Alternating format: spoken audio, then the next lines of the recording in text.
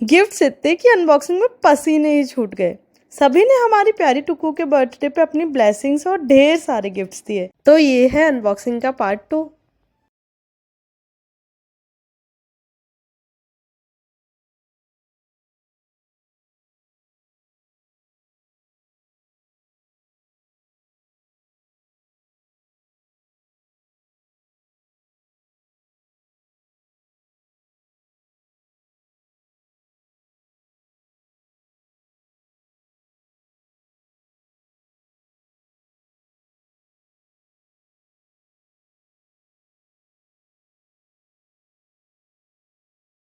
बस थक गए। अनबॉक्सिंग में इतना ही। बाय दोस्तों, मिलते हैं नेक्स्ट ब्लॉग में।